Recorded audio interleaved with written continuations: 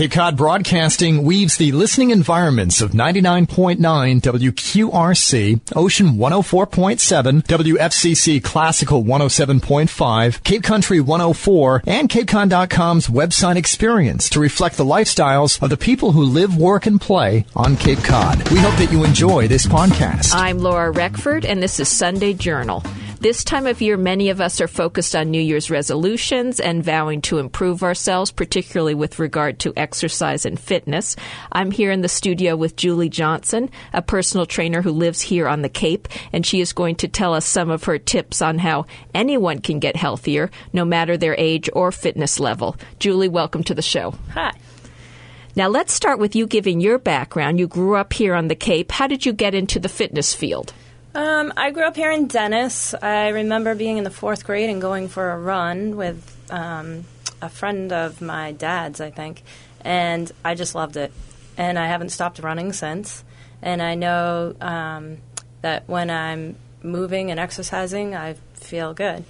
And then I went to Bridgewater State College and got a degree in exercise science and have been training here on the Cape since 1998. I just have a love for it, and I know that it's good for me, and I like to share that with people.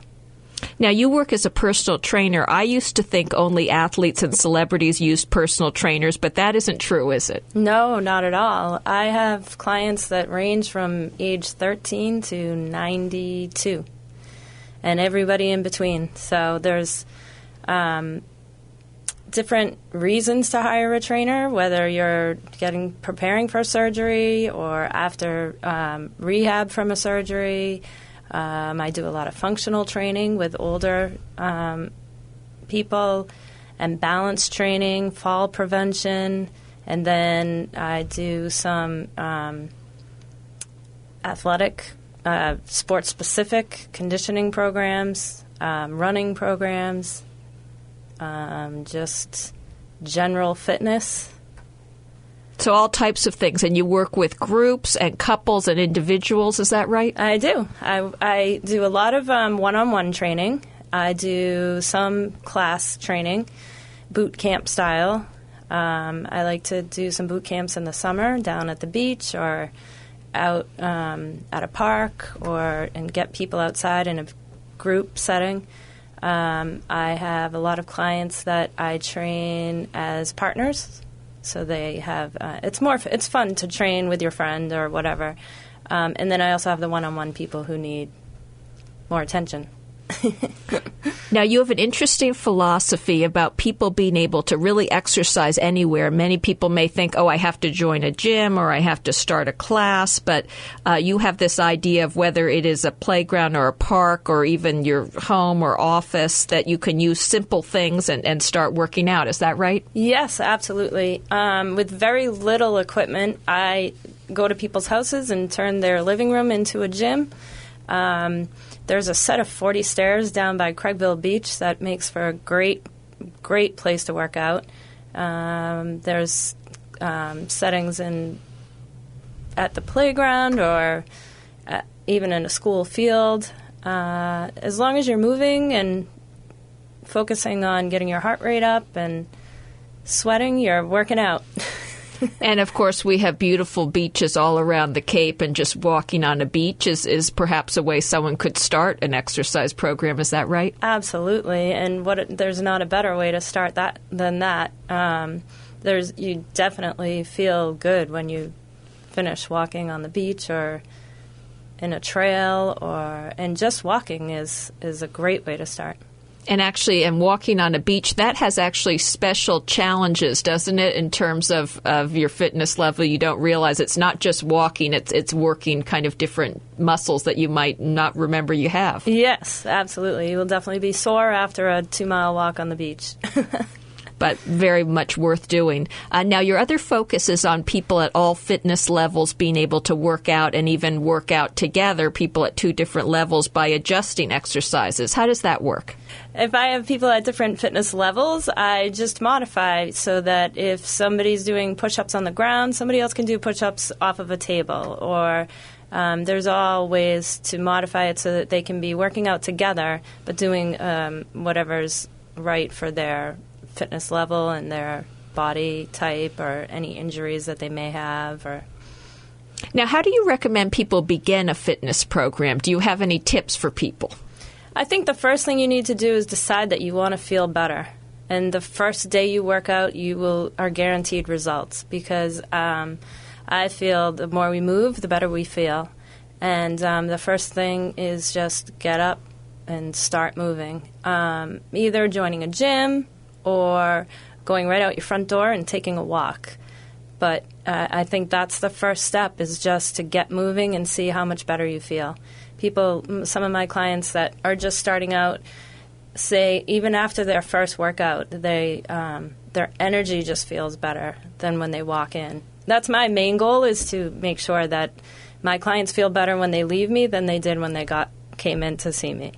Now, what do you recommend in terms of, let's say I've never exercised or haven't for years and I want to start? How much time do you recommend if someone perhaps starts by taking a walk around the neighborhood, for instance? I would say start off with 20 minutes 3 times a week, and then work your way up, so you're doing a half an hour.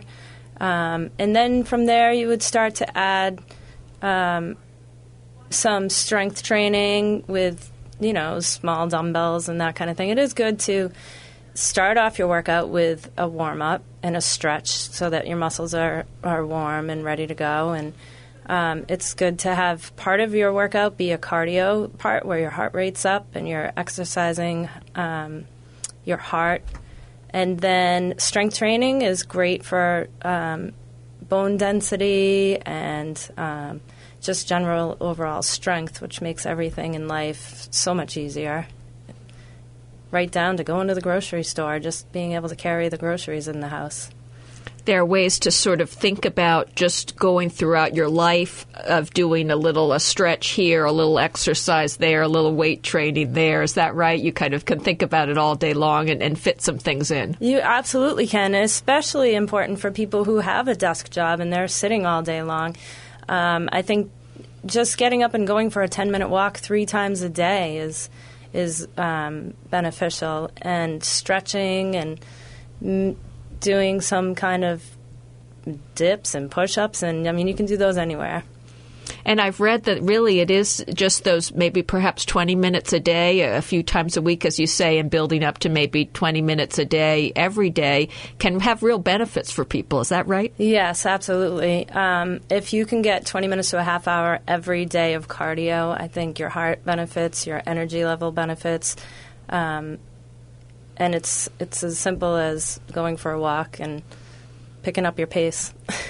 There is that funny thing with exercise of if you do it at the end of the day and you feel so tired after a day of work, but then you exercise and all of a sudden you have some more energy. That's sort of a phenomenon that happens. Yeah, so many people come in and think that they're going to feel more tired when they're done working out, but that never happens.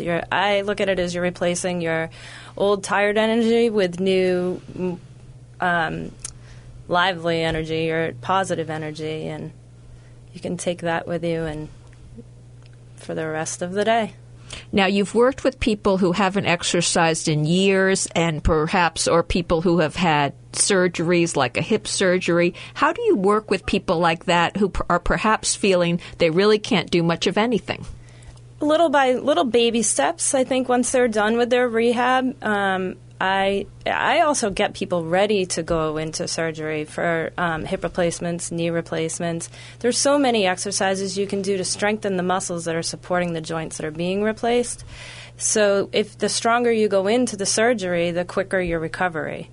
And then I just pick up where we left off with the prehab after they're finished with rehab and get them back into strengthening all the supporting muscles and continuing on in their recovery. I'm Laura Reckford, and this is Sunday Journal. We're talking about how to start a fitness program with local personal trainer Julie Johnson. Now, as we get into some real winter weather, and we are expecting it now, what do you advise people about exercising this time of year, which is ironically when many people who don't regularly exercise might start their fitness program thinking, January has come and I really want to start something new, but we're in this time of year where it's difficult to be outside. What do you advise for that? I think if you can bundle up and get outside. If it's icy, don't. If there's, the sidewalks aren't plowed or whatever, you can't. But you can join a gym or the Y and just get into a habit of getting out and doing it. And if you're in your house and you can't get out of your house, just getting up and walking. I've been to people's houses who are older clients, but just getting them moving around their house. I think the most important thing is to just start moving. If you can at all possible, get outside. If it's not icy, bundle up. There's many sports that happen outside when it's cold out, so we always think we can't do it, but just bundle up and get out there, and you get pretty warmed up quickly. Go for a walk to start, join a gym, hop on a bike. Then there's that aspect of just in your house, perhaps using your stairs, using furniture around to do dips or whatever, walking up and down the steps. Do you advise people do that as well if they're timid about perhaps getting out in the winter? Yes, absolutely. Use the stairs up and down, push-ups, dips, squats. There's a lot of exercise that you can do that you don't need equipment for, or get a couple 5-pound dumbbells and start there. It's mostly just getting your heart rate up. There's a lot of core strength you can do while you're in your house. Then we get also into the delicate matter of age, and some people may think they are too old to exercise. And, of course, there is no such thing because there are all types of exercises and levels that different ages can do. And how do people find out what they can do that works for them no matter what their age or fitness level? I think that's the most important thing is we all need to work out and exercise. And it's important to find which exercise works for you and what you enjoy doing and what you look forward to doing. The age thing is never an excuse in my book. I have a client who's 86 years old, and she runs on the treadmill. I stand beside her while she does it. But I think we tend to limit ourselves, and I find as part of my job as a personal trainer is to gently push the limit. And as we believe in ourselves, we believe we can do more, and that opens doors to doing more and more. But I just don't think age is an excuse. Now, there is that motivation of people working out together, and I know when I've been with a group that works out together, sometimes people will come over and say, can I join your group? That seems to help people on motivation. What do you say about that? Is it good to try to find a group of friends to work out with? Is that a good way to start? What's your feelings on that? Yes, I absolutely agree with that. It's more fun to work out with somebody else. You're held accountable when you're working out with somebody else because they're depending on you to be there. I think that I have clients that have partnered up, and then they it's almost like competition between them, which gets them motivated to do more, and it's just more fun. Now, for people who might not be sort of at the point of doing the personal trainer route, but they want to start an exercise program, where do you recommend that they start? I mean, we talked about just kind of walking around your neighborhood, but if someone wants to find the exercises that are right for them, do you have any recommendations for that? Just, join a gym. Usually, any gym that you join offers an initial personal training half hour free or whatever, and those are can be very informative. When you do that, you do want to pay attention and you want to write stuff down, and then go from there. You definitely, when you're starting off, want to make sure you're doing it right, and it's pretty easy and straightforward, and yet very important.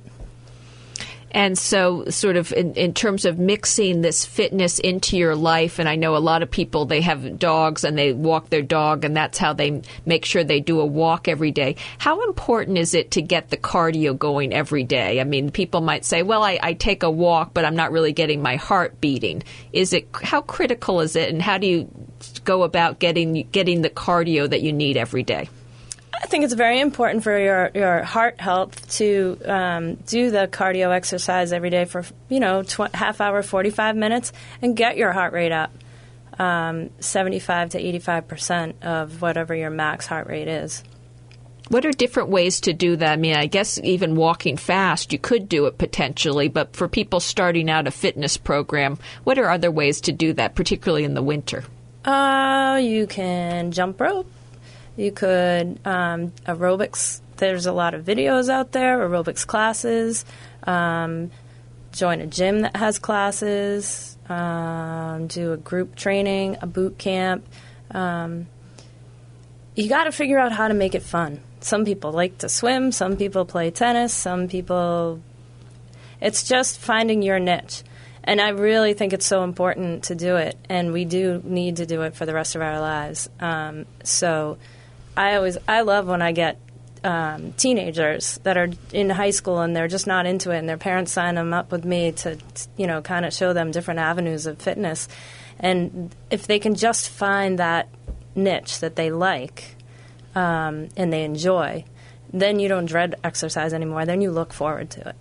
That may be really the key to what we're talking about, is find something that works, that's fun, so you keep at it. Unfortunately, we're out of time. I've been talking about how to start a fitness program with local personal trainer Julie Johnson. Julie, thank you so much for being on the show with me today. Thank you, Laura. I'm Laura Reckford, and this is Sunday Journal. This podcast is a presentation of Cape Cod Broadcasting, which is solely responsible for its content. Thank you for listening. For more information, please visit us at capecodbroadcasting.com.